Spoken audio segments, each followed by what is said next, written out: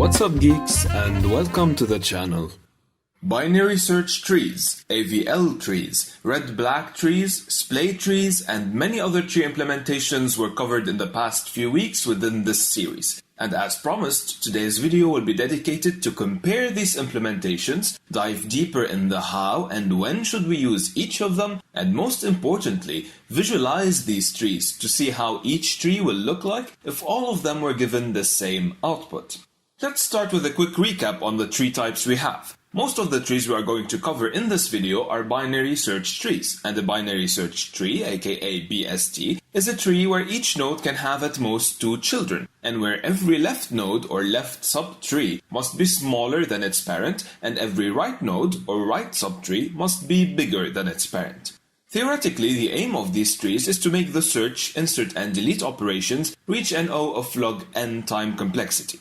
However, it didn't turn out well for the BSTs, because if you take this tree as an example, you will see that it is a binary search tree, as every left node is smaller than its parent and every right node is bigger than its parent, with a maximum of 2 children per node. However, the worst case complexity of searching inside this tree is O of n, because we will have to go through approximately all the elements of this tree to find element 12, for example. To tackle this problem, AVL trees and red-black trees were born.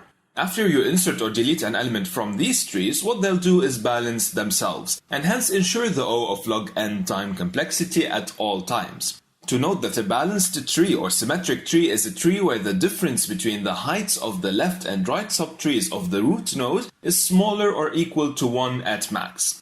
So basically, AVL trees and red-black trees are self-balancing binary search trees, and that is why no one uses the raw implementation of binary search trees anymore. It is strictly reserved for educational purposes, and is considered the first step in learning and understanding other specific BST implementations.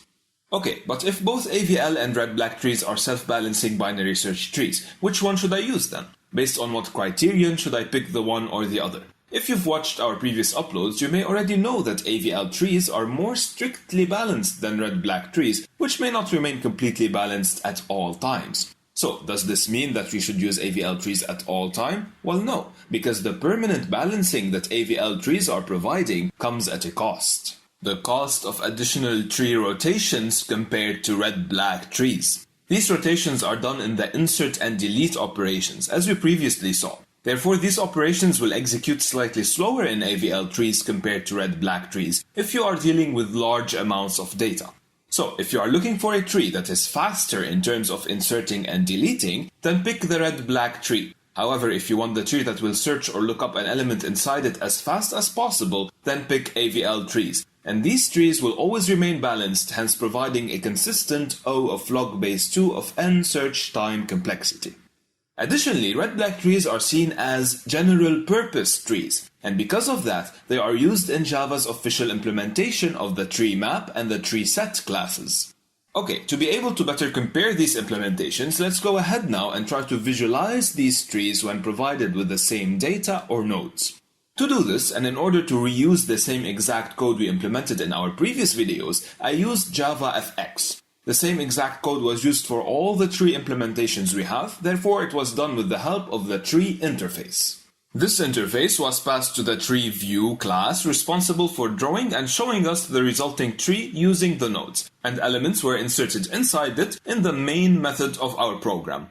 Now, I am not going to dive in the details of the tree view class itself, as this video is about trees and not JavaFX. However, if you'd like to go through a step-by-step explanation or see more videos on JavaFX, let me know down below in the comments. So, back to our trees. Keep in mind that the elements we are inserting are 10 to 60 in this ascending order. If we run our application using the classic binary search tree implementation, you will see that the resulting tree is as shown in front of you. This tree actually highlights the problem we were discussing at the beginning of the video.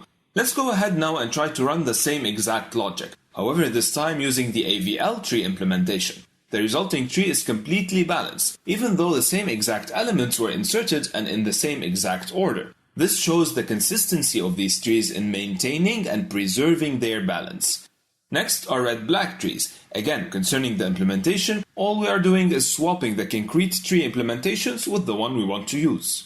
What you see is the output of red-black trees when provided with the same elements as well. Notice the difference between this tree and the AVL one. This tree is not as strictly as balanced as the AVL tree. However, it is also not as badly shaped as the binary search tree we saw at first. And that is exactly why they are thought of as general-purpose trees. They take the best of both worlds. They provide a fast insertion and deletion and a relatively fast item lookup operation, all while minimizing the number of rotations they need to balance the tree.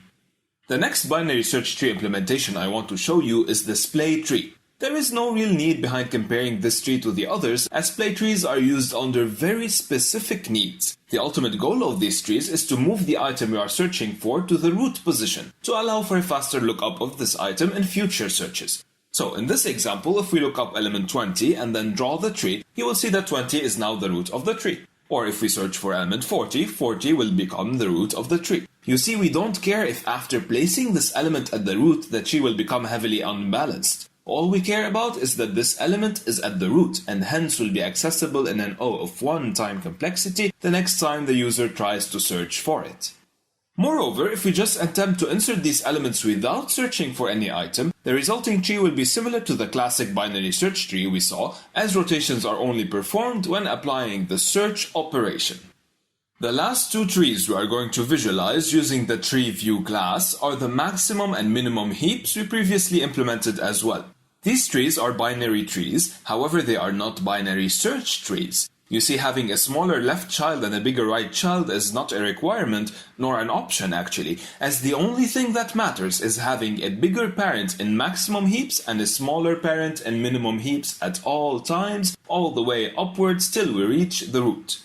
So if we run the same code using the maximum heap implementation previously covered, the largest element, which is here 60, should sit at the root. And that is exactly what happened, as you can see. Every parent node is bigger than its children. Whereas, if you try to run our code on the minimum heap implementation, the minimum will sit at the root, and every node stored will be smaller than its children. If you've watched our heaps video, you may recall the heap sort algorithm we used to sort the elements stored inside the heap array. Let's go ahead and call the sort method on the maximum heap implementation with the same elements we have. As you can see, and as expected, the last element of the heap array, which is here the farthest element to the right, is now the maximum. And if you traverse the tree on a level-by-level basis, starting at the root, you will notice that the nodes are now sorted in ascending order. However, if you invoke the sort method on a minimum heap, the elements will be displayed in descending order, similarly to how they are stored in the heap array. So that's it for this video. I hope it was helpful. Thank you guys for watching, take care, and I will see you on the next one.